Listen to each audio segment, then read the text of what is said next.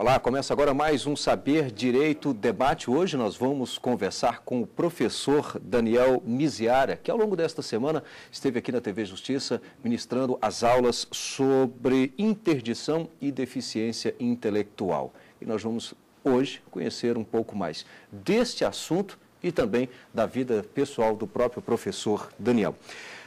Professor, por que da escolha do curso de Direito? Primeiramente, obrigado, Remac. O curso de Direito surgiu como um acidente na minha vida. Enquanto jovem, adolescente, o meu sonho era seguir a sua carreira de comunicador. Prestei o vestibular de comunicação, passei o vestibular de comunicação e entrei no Direito também. Os amigos que lá estavam já na Faculdade de Direito me conduziram e hoje, passados 15 anos da graduação, eu posso lhe dizer que Deus nos conduz na estrada que realmente deveremos percorrer. Um acidente positivo. Um acidente dos mais positivos. Eu me encontro absolutamente confortável e apaixonado por aquilo que faço. E realmente a comunicação na área do direito também talvez tenha sido aí o legado que eu tenha recebido do Papai do Céu, vamos assim dizer. O senhor exerce também, advoga, porque o senhor faz um trabalho junto à PAI de São Paulo, né? Sim, eu tenho meu escritório particular de advocacia, que me consome sobremaneira. Que área? Eu desenvolvo a área civil e empresarial. Cada sócio tem sua área própria, mas eu faço essa área. A área civil é a mais extensa de todas as áreas, vamos assim dizer. E, paralelamente, aproximados 7 anos, desenvolvo advocacia voluntária na PAI de São Paulo também. Graças a Deus, foi um outro fato que surgiu na minha vida e que me levou também para conhecer um pouco mais desse lado da vida, que me fez um homem mais humano, mais pensativo, mais preocupado. E o que levou o senhor a fazer esse trabalho junto à PAI? Veja que curiosidade, né? Eu tenho uma prima irmã, a Thaís, uma artista plástica, das mais virtuosas, hoje executiva de banco, que é síndrome de Down.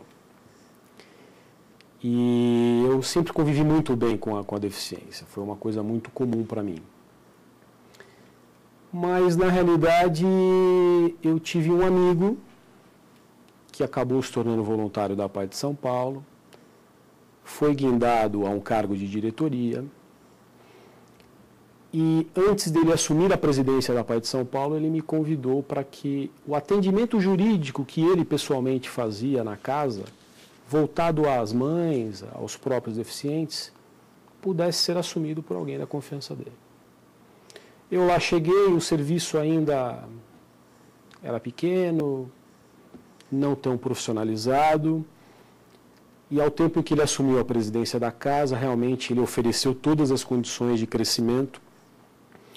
Hoje, aquele atendimento semanal que era feito por mim está agregado a um setor de garantia de defesa de direitos enorme, com uma série de profissionais da área do serviço social, psicólogos, psiquiatra, são mais de 10 advogados voluntários, desde magistrados aposentados, enfim, é um trabalho contagiante e dos mais gratificantes e que inspirou esse tema, esse nosso debate nessas 5 aulas, cuja ideia foi exprimir o debate que é feito nas ruas, pelas famílias que muitas vezes não têm acesso a uma informação técnica, privilegiada, e também de forma a tentar capacitar o pessoal que está terminando o curso, para que eles possam dimensionar em um futuro algumas opções. Esse é um mercado, não em termos econômicos, mas em termos de realização pessoal, muito interessante de ser percorrido. Uhum. Nesse caso em especial, ainda sobre esse voluntariado, que tipo de dúvidas surgem ali no dia a dia do senhor? Olha, as dúvidas são as mais diversas possíveis, né? Nós entendemos que, eu particularmente, né, a minha impressão pessoal é que o distúrbio familiar ainda é a principal causa de desconforto da mãe daquele deficiente, né? É o pai que bebe, é a violência doméstica, que hoje é um tema dos mais palpitantes na nossa pauta de trabalho, é a falta da pensão alimentícia, a necessidade de você obter um benefício previdenciário, é a prática de um ato corriqueiro de direito, é a discriminação na hora de pegar um ônibus, é o motorista que xinga, é o cobrador que maltrata. A gente percebe que a sociedade ainda não está preparada. Muita coisa mudou, a bem da verdade, mas... E a predominância dessas pessoas que são assistidas pela PAI de São Paulo, por exemplo, é um público pobre, é um público sem recursos. Um advogado que lá comparece às 8 horas da manhã para atender uma família, ele não pode se dar o luxo de simplesmente faltar no atendimento. Porque aquela mãe que ele atenderá já acordou às 4h30 da manhã e já pegou 2 ônibus para falar com ele. Uhum. Então é um trabalho de dimensões que a nossa vista sequer alcança, sabe? O senhor falou da discriminação, em especial com relação a essa síndrome de Down.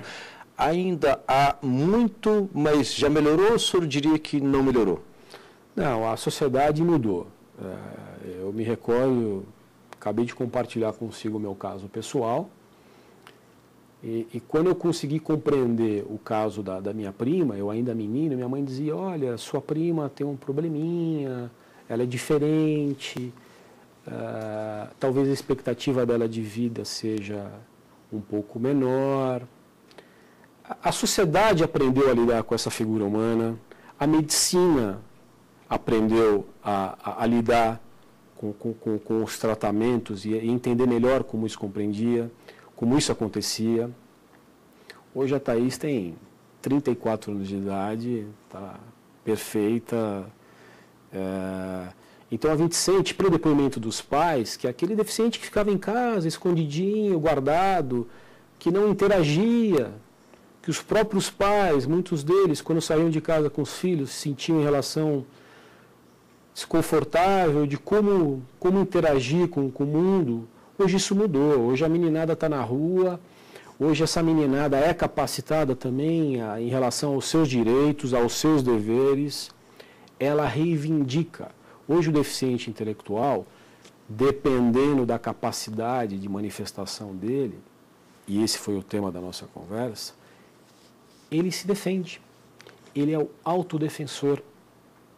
Ele bate na porta do nosso departamento, ele fala, eu quero isso, o que está acontecendo? O rapaz do ônibus me maltratou. Então, esse é um fenômeno dessa evolução da sociedade que, embora ainda tenha muito a percorrer, é de ser registrado como positivo. Eu me recordo, não sei aqui precisar mais uma questão de data, mas eu me lembro que houve uma certa campanha, enquanto que as pessoas tinham essa certa discriminação nas ruas, ao ver, alguns pais também tinham em ter em casa uma pessoa diferente, como o senhor citou. Como é que está hoje essa reação do pai? O senhor convive ali e deve ouvir muitas histórias ao receber a notícia de que o filho tem a síndrome de Down. Rimac, você traz uma questão interessante. A PAI de São Paulo, por exemplo, ela tem um programa chamado A Hora da Notícia. O que acontece com a cabeça desse pai ou dessa mãe que sonharam um filho perfeito? Todo mundo, quando quer enquanto ter um discutia filho, o sexo, havia uma o sexo, o nome, o enxoval. E, de repente, esse filho nasce com um diagnóstico, no nosso caso aqui, da síndrome de Down, por exemplo, ou qualquer outra deficiência de natureza intelectual. Como é que isso funciona? A gente percebe que, em muitos casos, existe a fuga. O pai surta. A gente sente, principalmente, que o homem, o pai ali, se ele não tiver essa medida de apoio da hora da notícia, como lidar com isso, se ele não tiver um acompanhamento genético antes do nascimento, realmente ele terá problemas. Realmente ele terá problemas. Então não são raros os casos em que a gente tem que ter muita atenção, porque o pós-nascimento é uma fase importante. Procura-se um culpado. A culpa de quem é? É do médico? É do hospital? E aí um cuidado se impõe. Há muitos casos em que há deficiência direta ou indiretamente, que não é o caso da sindrômica, como é a síndrome de Down, mas ela pode eventualmente estar linkada a um erro profissional, um erro médico. E a família, quando procura um advogado, ela já te traz a certeza do diagnóstico. Foi um erro médico por conta disso, disso, disso. Então você, profissional do direito, deve ter muita cautela para poder eventualmente acreditar nesse caso. Você deve pedir a opinião técnica de um profissional da área de saúde, de um médico, que avalie o relato daquela família. Você deve exigir a apresentação dos prontuários médicos por parte daquele hospital, porque não havendo sequer indícios de culpabilidade, não há que se falar em processo.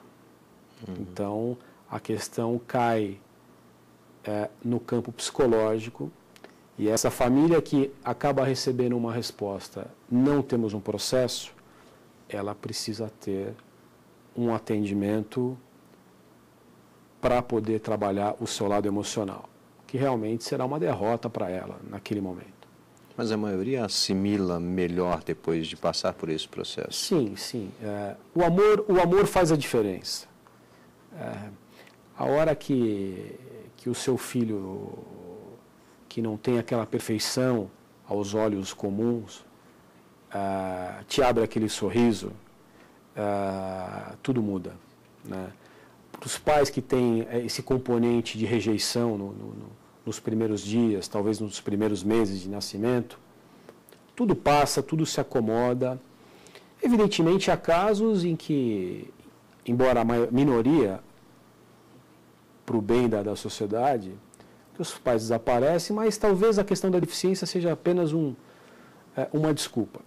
Esse pai desapareceria por conta alimentar, por conta de convivência no mesmo lar, enfim. Mas é importante, estrutura familiar, apoio das instituições que são especializadas para o trato com a matéria, é de enorme importância. A propósito, como é que funciona o trabalho da APAE?